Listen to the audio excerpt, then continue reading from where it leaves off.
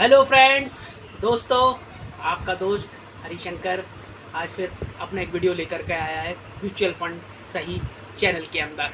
आज हम बात करेंगे टैक्स सेविंग इंस्ट्रूमेंट की, जिसमें पीपीएफ वर्सेस म्यूचुअल फंड की बात होगी। पीपीएफ काफ़ी पुराना टैक्स सेविंग के लिए एक इंस्ट्रूमेंट है जो काफ़ी टाइम से लोग यूज़ करते हुए आ रहे हैं, और उसका मैं कंपैरिजन करूँगा म्यूचुअल फंड के साथ। तो पहले हम बात कर लेते हैं पीपीएफ की। पीपीएफ में पहले जो रेट ऑफ इंटरेस्ट था वो 12% के करीब था। काफ़ी पुराने समय की बात कर रहा हूँ मैं, 90 से पहले की बात कर रहा हूँ। अगर आप उसमें देखेंगे तो उस समय पे हमें 12% के आसपास पीपीएफ में रेट ऑफ इंटरेस्ट मिल जाता था। लेकिन जैसे जैसे अब टाइम आगे बढ़ता गया, पीपीएफ का रेट्स कम होता चला गया।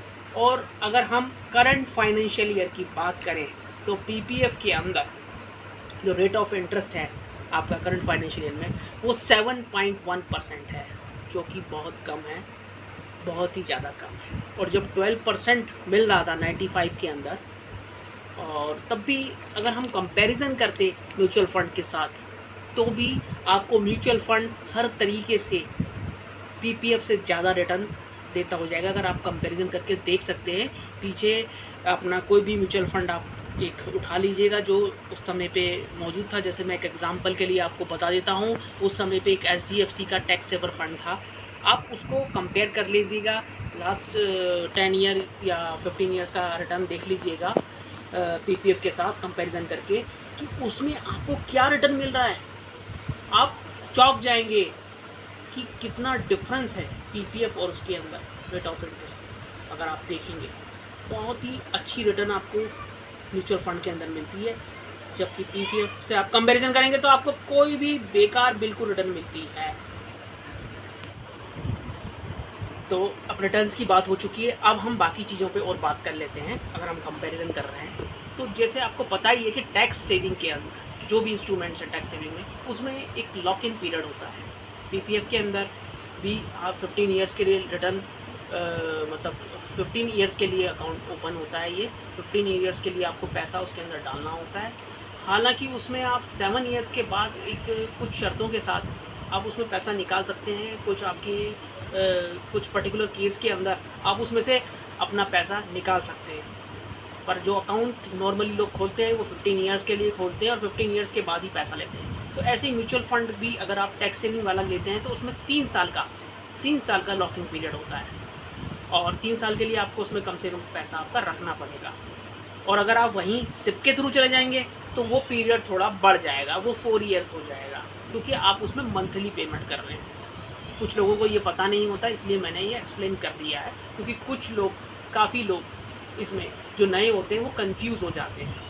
तो मैं बता दूं कि उसमें अगर आप मंथली पेमेंट करते हो तो इसलिए उसमें वो पीरियड, अगर आपका फर्स्ट ईयर का है, वो 4 साल हो जाता है। यानी फर्स्ट ईयर की बात कर रहा हूँ मैं। अगर आपने 1 साल इससे चलाई है तो वो आपको 4 साल बाद।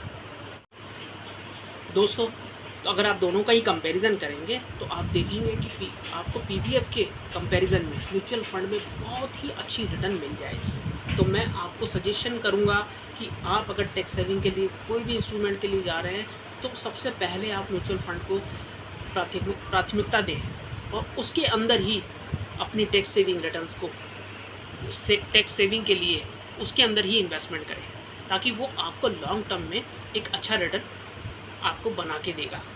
और आप सोच नहीं पाएंगे कि बहुत अच्छी रिटर्न मिलेगी, और आपके जो फ्यूचर्स गोल हैं उसको अचीव करने में आपको बहुत ही हेल्प होगी।